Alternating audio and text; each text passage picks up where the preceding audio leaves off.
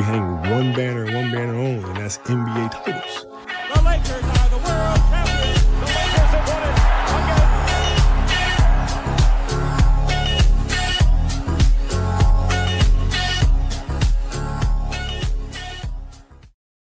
again. And we are live. What's going on, everyone? Welcome back to another episode of Rings and Things, the home where banners aren't optional. They're tradition. Welcoming today, I have a special guest, a friend, a fellow UMasser. I'm so excited, Dime, for you to join today's show. We got a boatload of topics to talk about. Welcome to the show. How you doing? Oh, thanks for having me, man. It's always a pleasure to talk to another fan of an LA team, even if it is the Lakers. I love that intro, by the way. Chick Hearn being in the intro. It's awesome. Absolutely. And fellow Minutemen, are you kidding? Like, come on, I had to. Yeah, absolutely, man. So let's get right into it, right? I want to hear your thoughts and talk about the Clippers first, and then we'll get into the Lakers as part of our first segment. So the Clippers, I was just talking about it in the pre-show. I really appreciate and acknowledge like the transformation that the Clippers have really undergone in terms of their basketball operations and really putting out a excellent and good product out there in terms of watching basketball, whether it's Tyronn Lue and still being able to win basketball games, even if their stars are out and hurt. It's really impressive.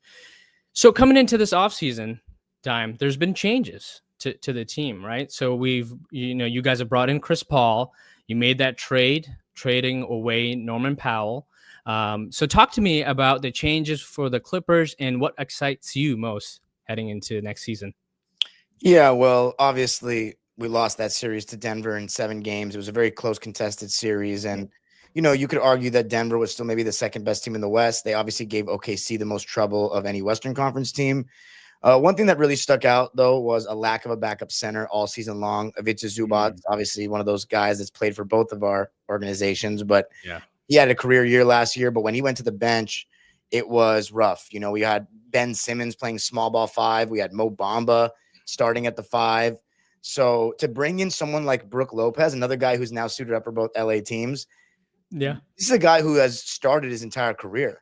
So I think that was a huge get just to fill that role. And then Aaron Gordon really gave us trouble in that series. The big athletic forwards have given us problems because we haven't really had a big athletic forward at like the 4 spot since I don't even know. Like Marcus Morris. Maybe a Blake Griffin, I guess. Griffin, really. Marcus Morris wasn't really that. He's like 6'8", probably was, he was playing small forward when he first entered the league. Yeah. So we went out and got John Collins for Norman Powell. And I thought, it was going to be one of Bogdanovic or Norman Powell that gets traded just because Norman's on an expiring deal. And John Collins gives us some athleticism, some youth, somebody that can, help protect the rim. If it's a Zubac gets pulled out a little bit away from the basket, and also another guy that can like catch lobs, get some offensive rebounds, and he shot the ball really well from 3 last year with Utah. So I'm really excited to have John Collins. There's a lot of fans that have been trying to like manifest that move on social media, and it was kind of crazy to see it actually happen. It was like Twitter spoke this into existence kind of deal. So really excited about John Collins. And then of course the move that excites me the most. Oh, I didn't even mention Bradley Beal. Like that's a big move. Bradley Beal. I forgot about him. Yeah. That's a big one. No Norman Powell. Clippers said we want someone to replace him. And to get Bradley Beal on $5.5 million a year is pretty good business. Now the question is, how much is he going to buy in? How serious is he going to be? I'm not a huge fan of the starting lineup in the sense that we don't have like a clear point of attack perimeter defender to guard all these great guards and pick and roll, because that's what the NBA is nowadays is, you're defending a bunch of pick and rolls with these elite guards and so much spacing. You need guys that can fight over screens and do a good job getting around them. Chris Dunn and Derrick Jones Jr. did an amazing job last year, which is why we were the 3rd best defensive team in the league by defensive rating. And now it sounds like from from what I'm hearing, the starting lineup is going to be James, Brad, John Collins, Kawhi, and Zoo.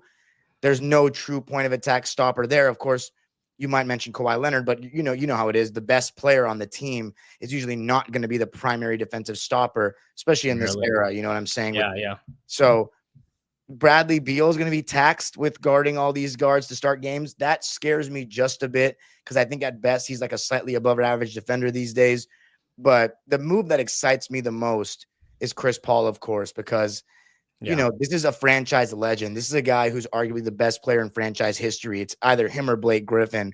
He changed my life as a fan. He added the seriousness to this Clipper organization that, we could be a winning team. I know we're not a championship team, but we could make the playoffs 3 years in a row. We could win 50 games, multiple seasons, have an all NBA player season after season. He won an all-star game MVP in 2013. So Chris changed so much. And as a guy that grew up playing point guard, I looked up to Chris, would go out and mimic his moves on the court. So Yeah. it was, it's a dream come true to have him back. And also we've missed like a true franchise ambassador that has pride in playing for the Clippers. And I'm not saying James Harden doesn't, but he's not the most vocal guy, in the world. He is a leader in his own way, but someone that is a really good media guy. Like I usually Sure. Yeah. like LeBron does a really good job of taking pride in the organization that he's with for the time that he's on that team. And Yeah. he thinks about how he's perceived in that way. And he talks about, the fans and stuff like that. I think he does a good job of being very media friendly. And Chris Paul, when we did that little homecoming party for him at Intuit and he shed tears when we were out there chanting CP3, that meant so much to me because I felt like at times Paul George and Kawhi, like Paul George had pride in playing for the Clippers, but he just was a lot of talk sometimes and back up his talk with actions. And then Kawhi just doesn't really say anything. He's not really about that kind of life. So it's really great to get CP3 back. And I think if you want to talk about improving the team and not blowing it up or not going a totally different direction, I think Lawrence Frank checked off every single box for the Clippers to be even better than last year. 100%. I agree with you. I can't believe I forgot about the Bradley Beal signing. But one thing that brings the attention to all of this is you have so much optionality. So even if that Bradley Beal decision to start him doesn't work out for you, Tyronn Lue, I think in the past has shown to make the changes necessary in terms of lineups and whatnot. So you do have that point of attack defense, which is nice. And you're so right in that, like, it's such a perimeter bound game that you need to be able to fight over screens. You need to be fast. You need to be quick. And you have a lot of dogs on that second unit who will be able to do that. And I think Chris Paul leading that second unit is going to be really, really fun to watch. And it's going to be interesting. So you mentioned Lawrence Frank checking off a ton of boxes. There was another team in LA, the Lakers, that had a lot of boxes that needed to be checked in this offseason. One of them was signing Luka. One of them was addressing the center because obviously as part of the trade, we had to trade away Anthony Davis. And then another area that we were weak in, and I'd say we're still probably another move away, but to get that point of attack defense and someone who takes pride in just working hard, playing hard. And I think Marcus Smart fits that bill. So talk to me a little bit about, your thoughts on the Lakers moves and, did Pelinka check off a lot of the boxes, or are there some moves left to be made? Yeah, so the biggest thing you mentioned besides the Luka thing was getting a center, someone that's better than Jackson Hayes, someone that's a little more competent. And DeAndre Ayton, I've been I was a big fan of his when he first entered the league. He's like a proper skilled big man, like has post game, has jump hooks, has a mid range, can turn over either shoulder. I think his mentality has been questioned at times, and rightfully so. Chris Paul seemed to get on him a lot. And then that exit in Phoenix where the franchise didn't really extend him. And then Indiana put out an offer and they matched it out of panic. And then he ended up getting moved to Portland. And it didn't end up being a good trade for the Suns because you saw how their center issue was such a thing with these last couple of seasons with KD and Beal.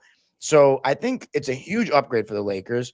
Now, my question is, how good is Ayton going to be? How locked in is he going to be on both ends of the floor on a nightly basis? With Portland, we saw some good moments, but then, I figured when he goes to Portland, a rebuilding team, you're going to average 20 points. You're going to be very aggressive. You're going to be the man. And he shot 13 shots a game, in some of these seasons. Barely got to the free throw line too. Yeah. Just not too many. Yeah. Just a lack of aggression. There's just no reason why you're on a team like that and you're not, being more aggressive. I'm looking at his stats right now. He shot 12 shots a game on average last season and then 14 the previous season. And he's shooting 57% from the field in both of these seasons. So it's one of those things is you should be shooting more. And I know nowadays we're like not as an NBA post heavy, and DeAndre Ayton is like a good post player. You want to run more pick and rolls to try to generate open threes, but like I'm not a huge fan of that approach, because if a big man is good enough to get doubled or garner extra attention, you still can generate open threes in ways. So I think DeAndre Ayton is going to be such a player to watch this season for the Lakers closely, especially on the defensive end. How locked in is he going to be? Because in those playoff runs in those seasons with Phoenix, he was a pretty good defender. I don't think he was like a great rim protector, but he was pretty mobile. He gave you the ability to play different kinds of defensive coverages and do it at a pretty high level. So I think it's going to be huge. And I also believe that Jackson Hayes as a backup is honestly not bad. Yeah. So Jackson Hayes. Okay. I was just checking if he was still on the roster. So yeah. He is. Yeah. Yeah. And then the point of attack thing, I think that was something where after the Lakers got Ayton, I'm like, okay, they still lack that, especially losing Dorian Finney-Smith, who wasn't necessarily great by any means, but was the best that you really had. I don't think Austin Reeves taking the number one assignment is serious in terms of winning a championship. And you have Luka Doncic at age 26. You are in it for a title. Every single season of Luka, and especially with 40-year-old LeBron, it should be title or bust every single season, besides the fact that you're playing for the Lakers, where most seasons it is basically title or bust. Yeah. But I think Jake LaRavia will help. I think Vanderbilt's availability will help a lot, but he's such an injury risk. I think he just is such a solid help defender, and he covers ground really well. But I'm very concerned, if I'm a Laker fan, about his health. And then speaking of health, Marcus Smart, this is a guy who's played a total of 54 games in the last 2 seasons. So that's a concern for me. Now, let me ask you, what do you think is the projected starting 5 for this season? I mean, we know Ayton, Luka, LeBron, and Reeves. Is it Rui, or is it going to be Smart?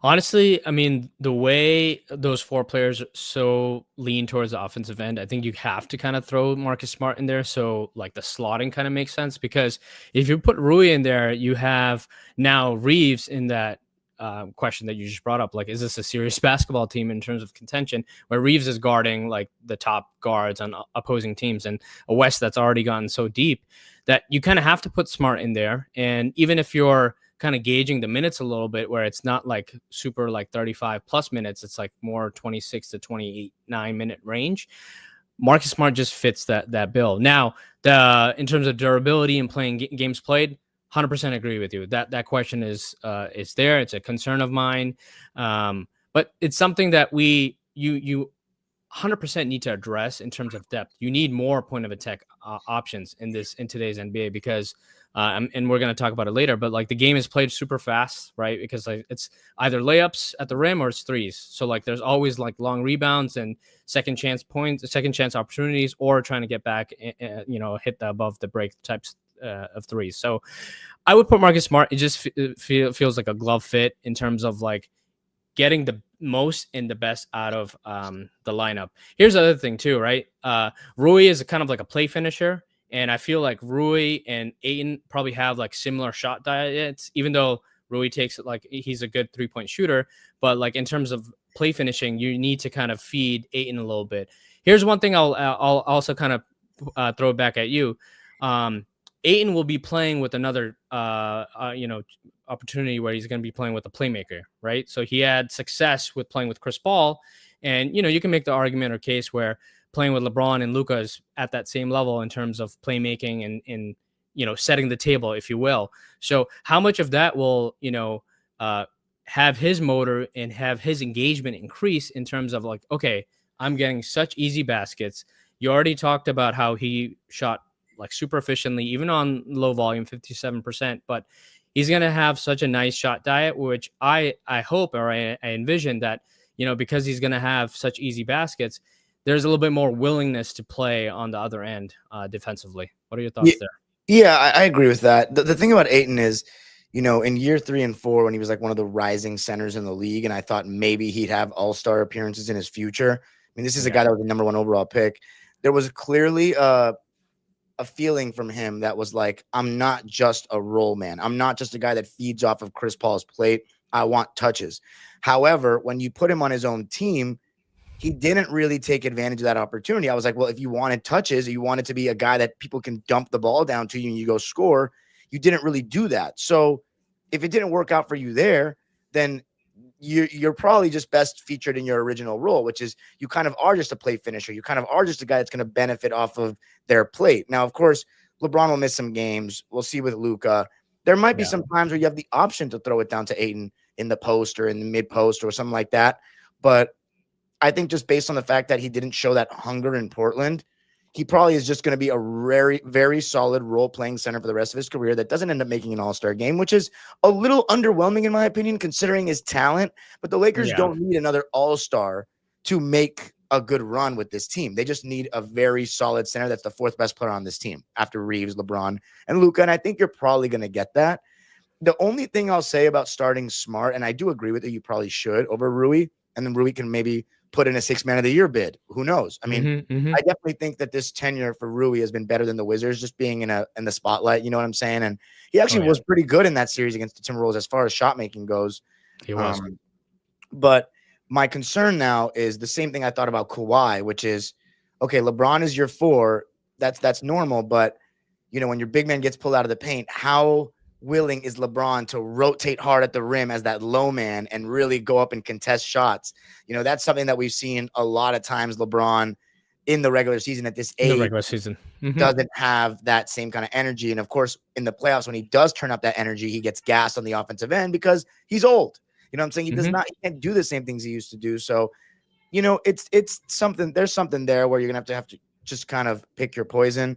I think a player though, that could help the Lakers a lot this season, that took some time to get going, but we saw some glimpses last year that could really help in terms of this point of attack conversation, is Gabe Vincent. You know, I don't think he did too much in the playoffs, but he had his stretches in this past season where he looked really solid on both ends of the floor.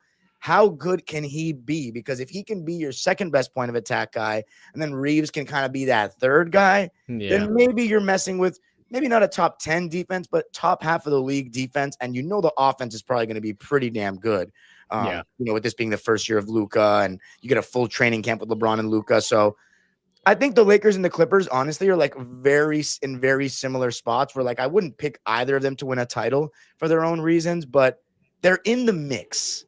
And I would think that they're going to be top 5 seeds for sure, not a play-in team for both of them.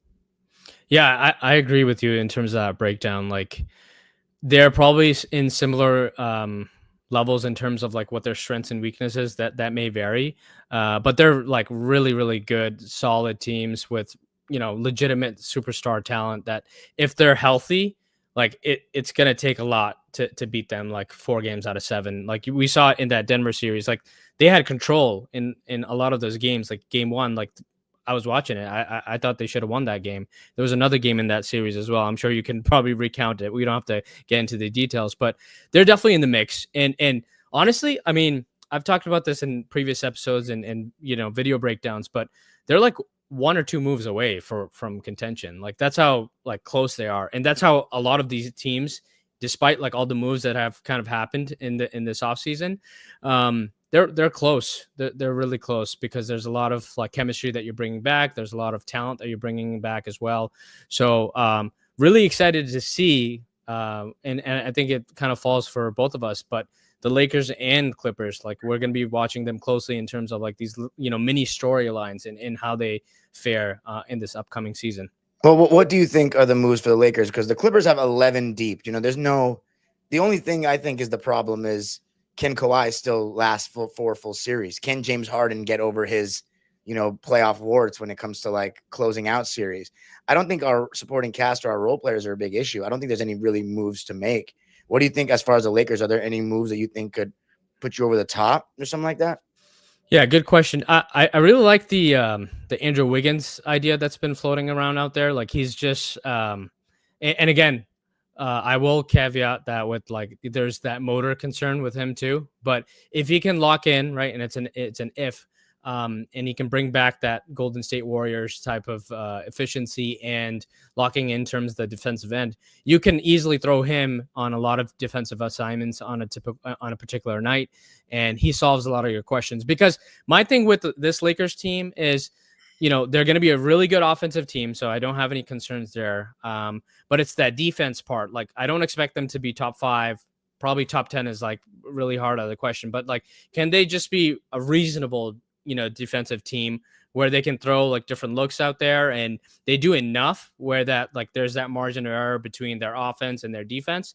And when things get tight and you have Luka, who's like an incredible shot maker and can create so many opportunities on the offensive end in terms of the clutch opportunities. If you can have a Wiggins, if you can have even other players that can play point of attack, and really when it gets like ISO ball is what I'm talking about in the fourth, you can really kind of lock down teams, and LeBron turning it up and whatnot kind of helps you there too. But I think they need another wing who's a little bit like, a starting level talent wing. And then probably another big, I like Hayes, but, someone who has some IQ and probably brings a little bit different flavor from Ayton. If Ayton doesn't have a going that night, if you have someone who's a lob threat and who's a little bit more big, burly in terms of a big man, could be really important for this Lakers team. Would you be trading anybody to fit in that wing? Like, is there somebody that you would think is like out of the rotation, the consolidation type of deal? I think, I don't know. I mean, I've been going back and forth on this, but I think Rui, like they need to make a decision on him because he's going to be coming up on his salary and his number. And I mean, I guess this is the other conversation too, is like they want to play this kind of like 2 timeline thing and like keep cap space open. I think the Clippers are kind of in that same boat too, where, they want to have the cap space availability for 2026 and 2027. But I would trade Rui, Gabe Vincent, Maxi Kleba is kind of dead money in terms of, I think he's making $11 million next year. So do you think he'll be in the rotation? Maxi? Yeah. I don't know. I mean, you hear mixed things, but like it's always reports. Like I don't know what to really believe. I mean, to me, I think he's cooked. I don't know. Yeah, I could just see Redick throwing him in as a small ball 5 instead of Jackson Hayes some nights because of the spacing, and JJ loves the spacing, the small ball kind of look. Yeah, 100%. I mean, if he can shoot, then there's obviously versatility there and optionality. But I think on defense, he's not going to be like he's going to get hunted night on night. But against second units, maybe you can get away with it. But and if he's giving it to you on the other end, it may work out. Yep. Awesome. All right, so let's take a quick detour from there from talking like current NBA, Lakers and Clippers, and I want to talk about a topic that's always intrigued me, and I see you always talking about it and bringing it up on the timeline, and it's just kind of like the way the game is played, the evolution of basketball in NBA. Something I was talking to you in the pre-show is one thing about basketball that's been true like throughout the history of basketball is there's always been about one hoop on either side of the basketball on either side of the ends, and you also have to make quick decisions within 24-second shot clock, right? So and it's five guys that play both offense and defense. So in terms of the physicality that's changed, or maybe the factor of it has varied over time, talk to me about how pace of play comes into importance in I love your education on it. Yeah, so I obviously started watching basketball in the mid 2000s when I was old enough to start paying attention, and we've gone from a very half court oriented game to now teams are like, we got to pick up the pace. And I think a lot of that's what it's a copycat league. All it takes is a team to win a championship to make you like, everybody takes the championship team and says, okay, how can we be more like that? They're the standard. And I think the Golden State Warriors changed a lot, pace and space. Everybody wanted to play like that after they saw what they could do. And so everyone's like, okay, we need to get up more shots per game. We need to get more possessions because that equals more points and, quicker shots, but them being good shots, and a lot of those are open threes and the pick and roll and stuff like that. So we've gone back to fast. I think what people don't understand about the history of the game, though, and I really had to look into this myself, is we haven't always been slow. And then this is the only era that we were fast. When the shot clock, you mentioned the shot clock, when it was first introduced in the mid 50s, teams came out and they weren't dumb. They were like, oh, if we have a limited amount of time to shoot on a possession, the more shots we get up, the more possessions we have, the more points we're going to score. And so Right. you see sometimes in these early 60s tapes and stuff that they're running up the floor, one or two passes, shooting shots that I don't even know if they'd be constituted as necessarily good shots, but they're really trying to go fast. And then when you start getting to when you get full games, the first full game that I've seen exist is 1963 Finals Game 6 Lakers Celtics. It's very fast paced. And then you see those games in the early 70s, also very fast paced. And you know that lasted in the 80s with, of course, the Showtime Lakers and Doug Moe Nuggets and all these teams that were pushing pace. And if you look at the statistics on Basketball Reference or any website, you see that the pace was just as fast in the 80s as it was now, and even faster in the 70s and 60s in terms of the shots taken per game.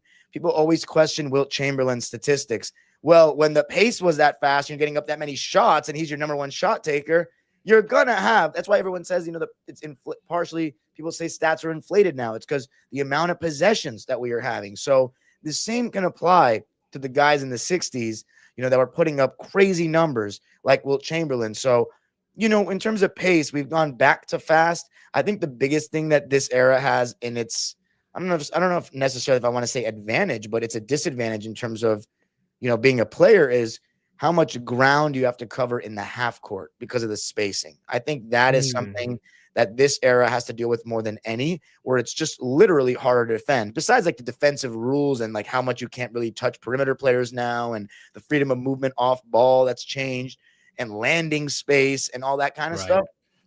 The space you have to cover on possessions is very difficult. So that is my opinion when it comes to the pace of the game. I think every single era brings its own intricacies and strategical changes that make it super fascinating. And this one is a lot about, pace and space. Yeah, I loved your explanation there in terms of like the pace and play, and it all boils down to like possessions, right? And obviously, like now, like you said, like it's pace and space. So it's a lot more threes and layups, but that doesn't matter, right? If you're just looking at the number of shots that were taken, right? So let's kind of dive a bit deeper into that and get into this other aspect that always gets talked about is physicality. What are your thoughts on physicality, right? Like maybe the game looks a little bit different because it's not as many giants out there. I mean, now it's kind of getting back to that, but like talk to me a little bit about physicality and whatnot. Yeah, so that's one of the reasons why I started the whole dime line, as I like to call it, where I try to watch every game from the shot clock era onwards. Now, that's going to take me years, but just for reference, there are literally like almost no full games in the 1960s that are available on the internet. Almost none. So when people talk about Wilt Chamberlain's 100-point game, you have to understand that there's almost no full games of anybody in the 60s. It's like there's halves. Like game 7 of the 69 finals, there is the second half on YouTube, but you don't even have the full game of a game 7 of the finals. So like That's it tells you crazy. how scarce the footage is. Then of course it Yeah. picks up in the 70s, and then we get to the 80s, there's a lot more. So I haven't gotten to the 80s yet. So my knowledge of the 80s and 90s is not like expert level at all. I would say, like, I don't even like to use the word expert because it sounds very arrogant, but I think I know the 60s really, really well, especially for somebody my age and someone that didn't live it. As far as physicality, I've noticed, I don't know what the most physical era is, but I will say this, that I knew as a kid, that in the mid 2000s, the game was getting very slow, was getting very physical, and the NBA wanted to change things. And Jerry Colangelo and the rules committee made these rule changes that increased freedom of movement. And what people say is they banned hand checking. And I don't like saying ban because we do see hand checking still in games, especially in the playoffs. You can't stay in front of guys without using your hands against NBA players. It's almost impossible to do so. So Yeah. when you see that, it's different.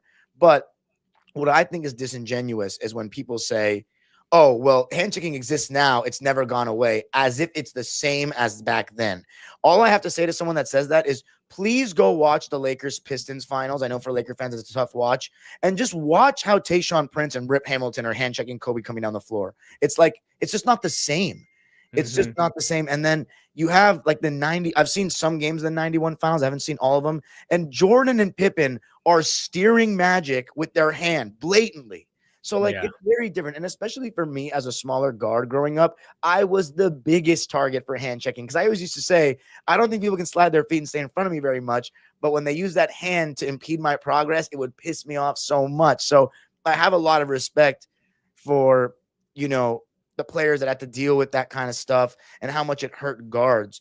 I think when you play in an era with two big men, you're going to get more bumping and grinding. When you go to the 100%. paint and there's two bigs there, you're going to get hit. You're going to get chucked. And the best players to listen to when it comes to this are guys that have been in the eras, and in multiple eras. Someone like Vince Carter, who started his career in 98 and ended in 2018. Yeah. He's seen the change. He talked about it. Like when people try to say the physicality is the same now, you are ignoring literal players that played in the NBA. So, I mean, I'm not one to say that, oh, so-and-so couldn't play back then because it wasn't a death match. You know what I'm saying? It was just a little more Yeah. physical. And plus the flagrant fouls, I watched 19-8, the Magic Johnson starting at center game, all-time great game for especially for Laker fans. Michael Cooper in the fourth quarter gets absolutely clotheslined in midair, and he's laying on the floor, and he's getting smelling salts to resuscitate his ass, and it was like a common foul. Like it was insane. So That's insane.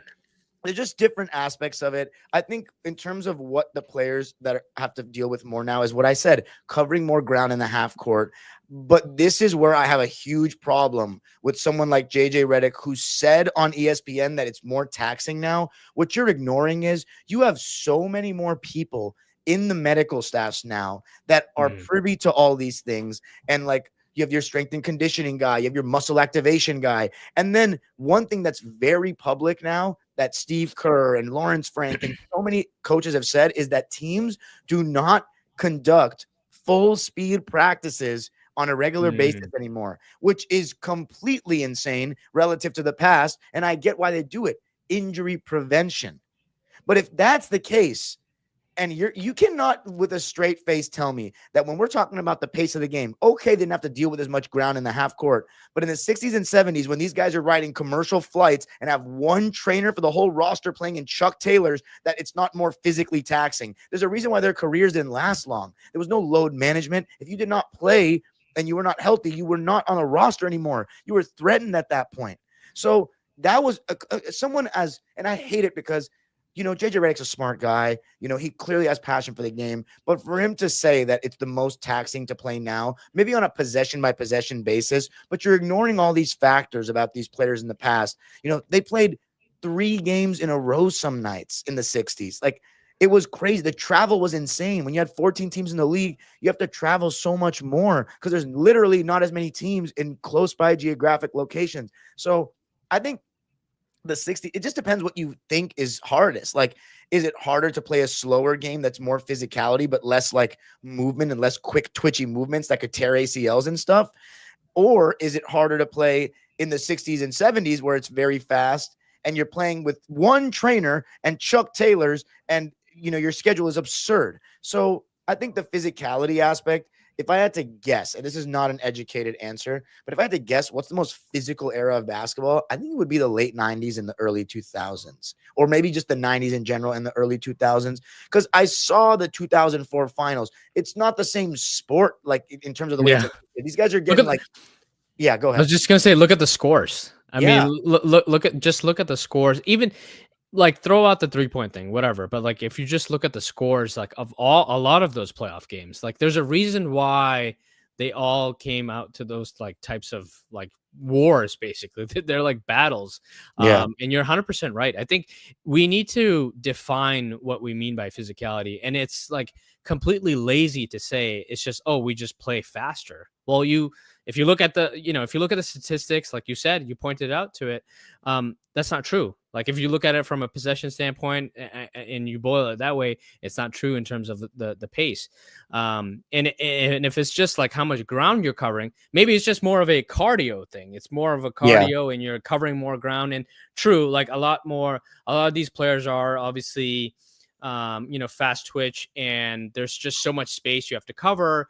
And from that, you can incur injuries. I think the biggest point that you mentioned, which is 100% true, is they don't practice like full speed. So like you go from not doing much and like you're working out, you're stretching here and there, and you got your sauna and cryo and all the cold plunges, and then you play a full 48 like minute game where you're covering like maybe 15 20 miles in the game, you're chasing around Steph.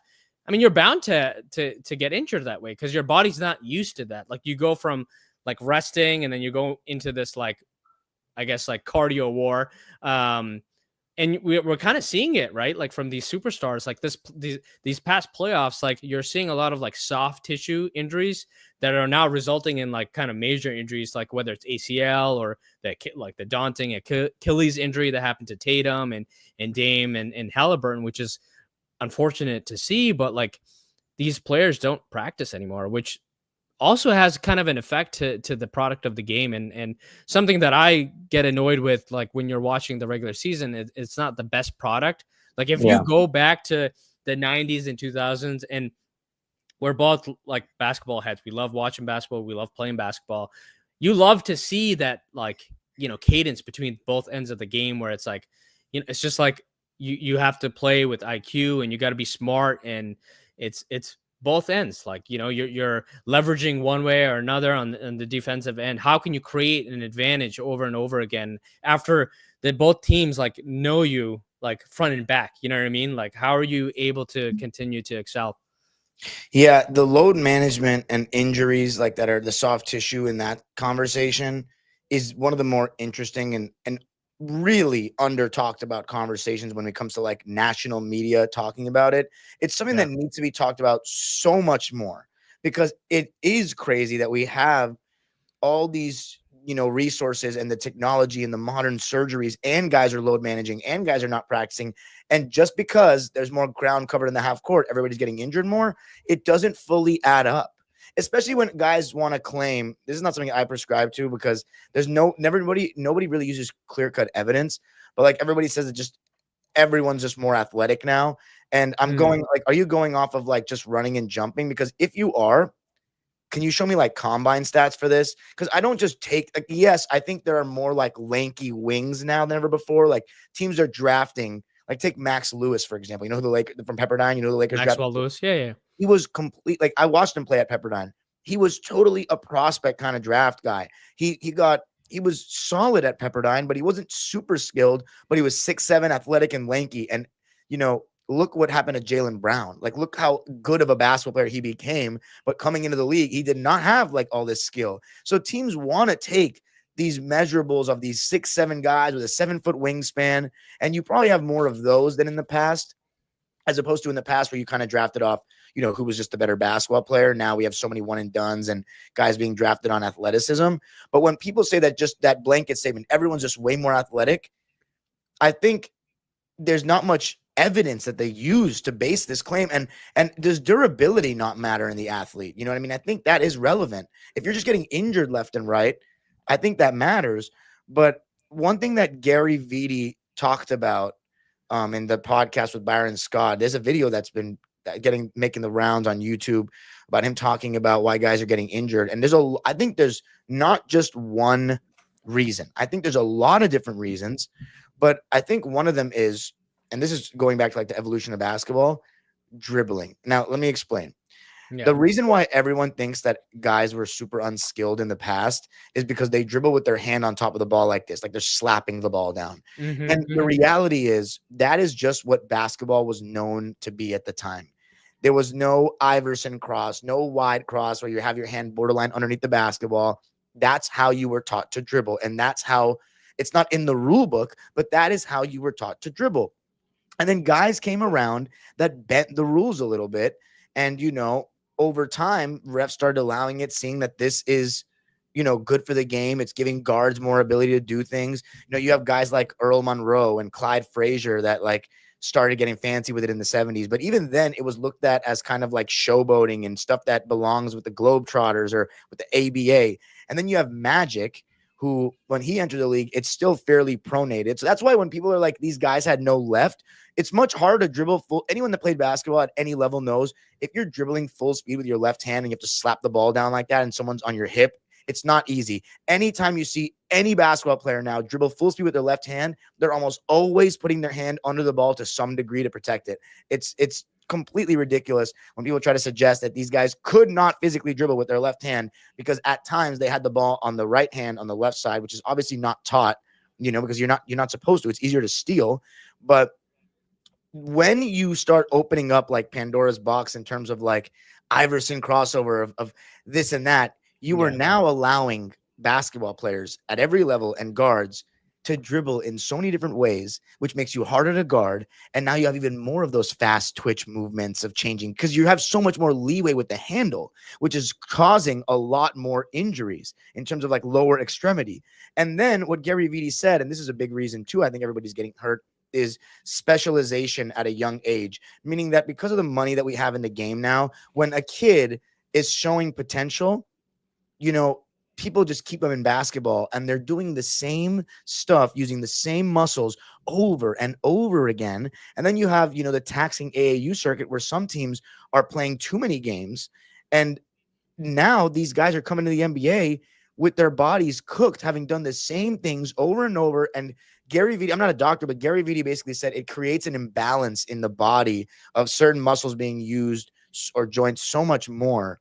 And he said that core strength is very important. And then Michael Jordan and Kobe's trainer, Tim Grover, also said it's like people aren't working on their base enough and stuff like that. There's a lot of resistance bands and stuff like that. And people aren't lifting as many weights. So that's also a very interesting theory. So I think all of these put together are the reason why, but it's something that we need to talk about so much more, because as you said, there's no way you can say, even if you like the product and the way it's played more, that the regular seasons are better now. Because every single week I ask, when there's a nationally televised game, who's not playing? When I was a kid, I asked who is playing, meaning what teams are playing. It's insane. And it's made me not really watch the nationally televised games. I just watch Lakers and Clippers consistently. And I was a freak for the NBA, bro. I would make an effort to watch every TNT Thursday or ESPN Wednesday. Now, if Jokic is out, like, what am I learning about the Denver Nuggets if Jokic is out? Because if in the playoffs, Jokic's not going to be out.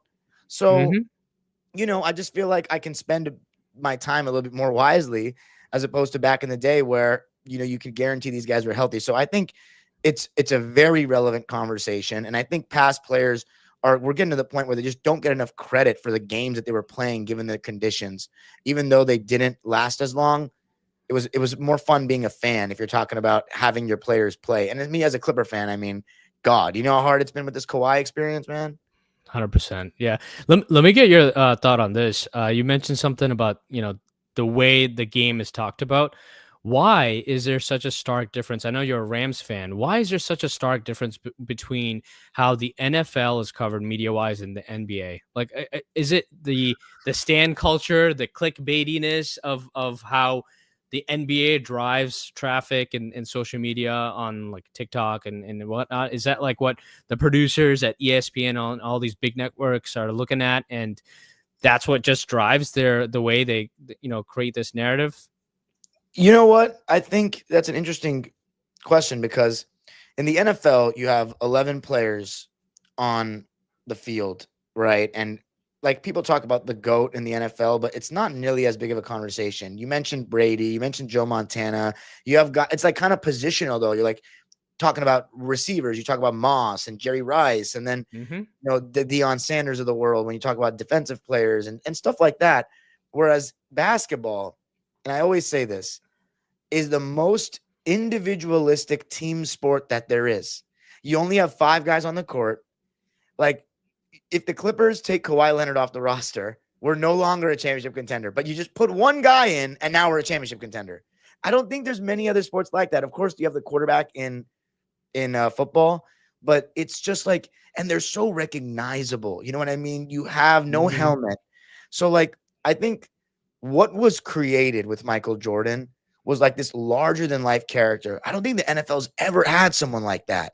Like, I don't think there's any debate on if there's any NFL player that's been more famous in America than MJ. I don't think there's any conversation. Maybe I'm a basketball head and I'm saying that, but there's just no way. Tom Brady does not compare.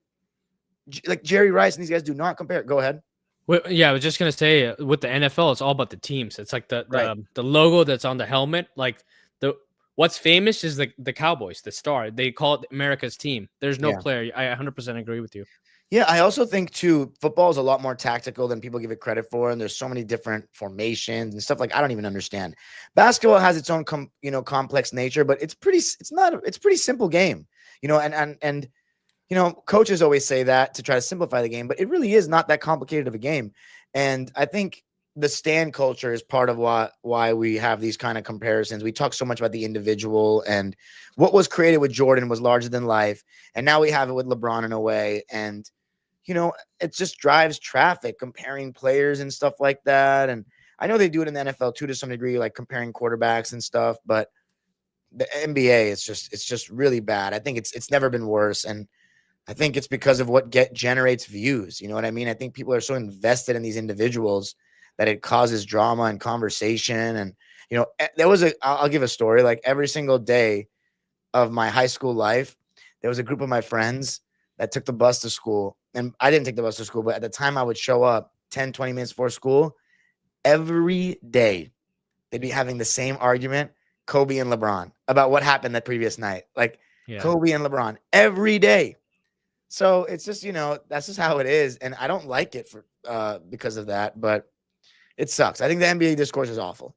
Truly. Yeah, no, I agree. It sucks. Like for a sport that's so beautiful to watch and it's fun to play, like there's so many angles to uplift and promote the game. It's just sad that this is like what the reality is. So speaking of stand culture, we'll hit our last segment here. So Dime, you've been little Twitter famous lately. What started off as just, you tweeting out your thoughts as you do. Both of us normally do. A certain someone, Kevin Durant, found that tweet and it started a shitstorm for your mentions. And this dude is like actively looking for your tweets and whatnot. So, man, I'll give you the floor. Talk me through everything that's been going on with you and Kevin Durant. Apparently, you're going to be playing his nephew pretty soon in basketball. So. He never responded to that. I think, man.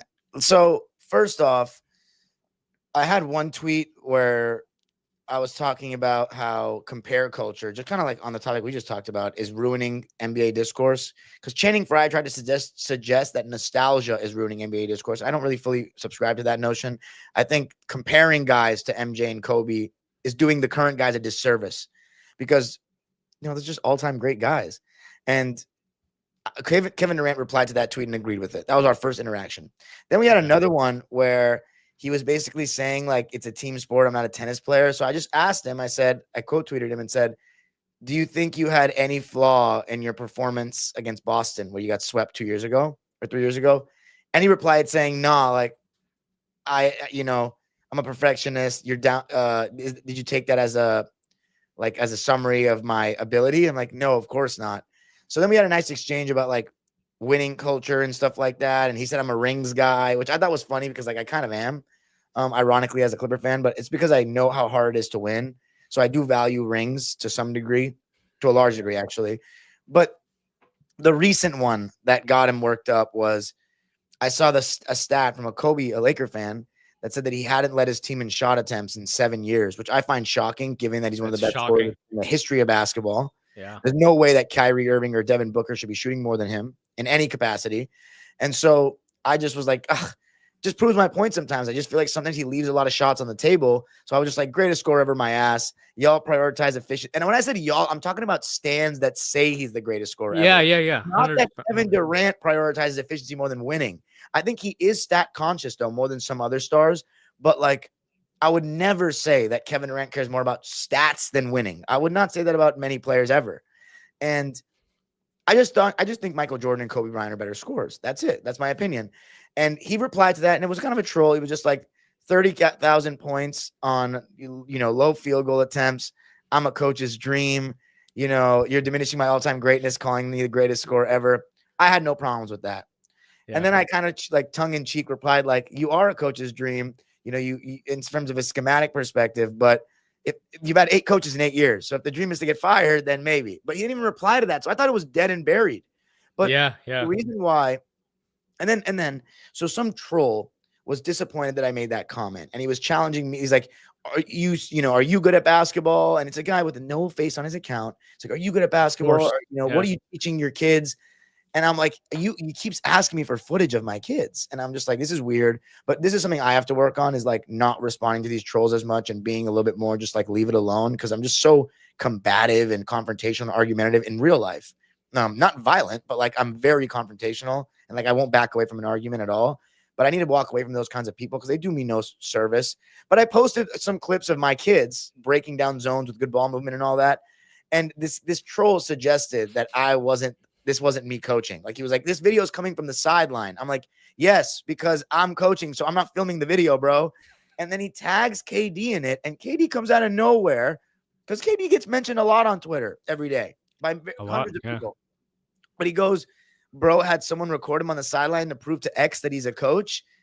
Fire. But I thought that was trolling, tongue in cheek, But then an account that I know said, you're really siding with a troll over a youth coach?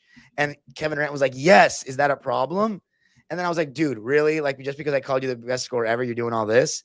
And he's like, I already told you I don't care about that. Like, and then he goes back and forth and starts asking me to show like my clips of me playing basketball, which I guess he's trying to say that like, if you're not anything, you shouldn't be talking about the game.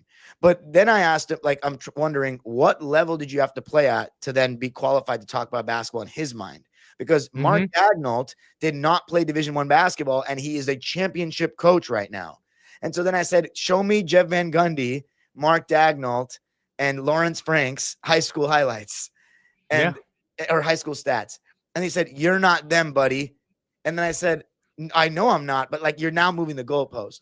So, and then he kept saying like, he said like, you're a 24-hour fitness coach. Like, Twitter has these people thinking that, like essentially saying that parents trust me to coach their kids in youth basketball because of my Twitter account. Dude, a bunch of my parents do not know that I do what I do for media and whatnot. So I just thought that was below like, why are we getting to this personal stuff now? Like, what I'm saying? Seriously. No. And I wasn't talking about you today, which was very weird. Because like, I know Kevin Durant trolls, but he trolls people that are trolling him. I'm not one of these trolls. Like I'm not, I was being very respectful in that interaction, very respectful. And he just kept taking shots at me. So then I became annoyed and I was like, all right, bro, like this is really getting weird to the point where like I'm starting to not like you as a dude. Like I'm losing respect for you as a guy. Like you're one of the best players of all time, doing all this. And then I wake up yesterday and he's talking about me when I'm sleeping because Ricky G said, this might be what Dime was saying on a tweet that was talking about sometimes being too unselfish isn't best for the team. And then KD's like, Dime didn't even make his varsity. Like he's going off no evidence. He's like, Dime didn't make his varsity team. And thinks he knows the key to NBA player success and stuff like that. It's like, he's almost painting me out to be someone that I'm not. Like, I'm not in a position to tell Kevin Durant anything. I have opinions just like everybody else. If Kevin Durant thinks my opinion is irrelevant, fine. I never said my opinion is relevant. I think he just doesn't like it because people respond and people resonate with it. And he's like, I have to constantly remind you guys that your opinion doesn't mean shit. And it's like, okay, like you're not going to stop me from advancing in this game, buddy. Like you're not going to do that, whether it be coaching or it be in media. Like I've had a lot of people in my life for whatever reason tell me that I'm not going to be this or laugh at my aspirations. And one by one, they all get proven wrong. And he's going to be no different because I'm very determined and I love this game. And I always want to learn from people that know more. And it's sad because I'm willing to learn from him that knows more. But he wanted to do this back and forth. And the reason why I think that he does this is not even just my comment. It's that some of his stands really don't like me and he follows some of his stands. And those stands DM him that I'm a hater and stuff like that, which I'm really not. I hold it against him that he went to Golden State like everybody else. I think that was weak. But do you know how many millions of people think that? There's a difference between me thinking that, where I have you in my subjective all-time rankings, which are quite frankly irrelevant. I think you're one of the 20 best players that's ever touched the basketball and probably one of the 5 best scorers that has ever touched the basketball. That in itself is insane praise because I know how hard it is to make it because I have a D1 roommate. I didn't make college basketball. You know what I'm saying? I know how hard it is. I'm not someone who's never touched a ball before. So I have the utmost respect for someone that's made it to that level. And it sucks because when he's taking shots at me, now I'm going at him, and now I've kind of lost respect for him. So it's making people think that I'm like this disrespectful guy that doesn't actually have respect for NBA players. But at the same time, you come at me to try to downplay my dreams. At this point, I don't care about you. Like, I don't care about saying that he's sensitive or insecure until he speaks to me in person or we have a DM or chat where he's takes it off the timeline. Because the problem is he knows what he's doing is that he talks to me and then all his little bot trolls stands come at me personally behind anonymity and say, you cook, you loser, and call me all sorts of names. And it's fine. But it's just like, that's the part of social media I don't like is where people feel that they can say whatever they want to people behind a screen because I've never been heckled or trolled in real life. None of these people that talk in real life have ever come up to me at a game and pressed me. None. Because they're not about that life. Like, they're not. And so I don't mind the back and forth with KD, but it's that my mentions get flooded and then people will come attack me. And it is what it is. But like, I didn't ask for a back and forth with KD 2 times. I made that comment about him as a scorer. He came back at me, but the fact that he keeps mentioning me, it's getting a little weird. So yeah, man, we're going to be rooting for the Rockets to lose every game now for sure. Yeah, man. I mean, that is such a crazy like story and a crazy like chain of events. Like, I couldn't ever imagine that happening. And kudos to you. Like, I respect that, you have your limits and your boundaries and you're gonna defend that, right? And that's what you should do. 100%. Like, I'm 100% on your side, Dime. Hopefully no one's taking this seriously. And I know there's a lot of parents and kids that you coach, and they love your work ethic and what you do for them, as a coach. So prove KD wrong, man. Like, whether it's like media wise or coaching or wherever it is you find your space in terms of basketball. So Dime, I really appreciate you hopping on the show. Oh, thanks, man. It's been a minute, throughout this whole KD situation. I'm sure your mentions have been flooded, and I've been trying to, connect with you. Why don't you tell everyone where they can find you and what you're, covering this upcoming season? Yeah, man, this was a great conversation. Thanks for having me on. You can find me at Dime Dropper Pod on all social media platforms. Dime Dropper is my own YouTube channel where I talk Lakers and Clippers after almost every game. I'm going to be trying to be much better about my Laker content this season as well. Just giving a different perspective, not because I'm not a Laker fan, but I'm not a hater. Although I will say JJ's comments about the past NBA really turned me off because I just think they were bad for discourse when it comes to appreciating history. And LeBron stans also are just big in terms of discrediting history, including Laker greats. So yeah, unfortunately, this is not my favorite era of Lakers basketball, but I still try to talk about them objectively. And I do Clipper content and NBA content there and the history stuff. And then Locked On Clippers for a more Clipper-centric view on the Locked On Network 5 days a week is where you can find me. So that's on YouTube and wherever you get your podcast. So appreciate it, man. This was a great conversation. Thanks so much, Dime, for stopping by. And everyone who's watching, give it a like, subscribe to the channel, and thanks so much for stopping by. Peace.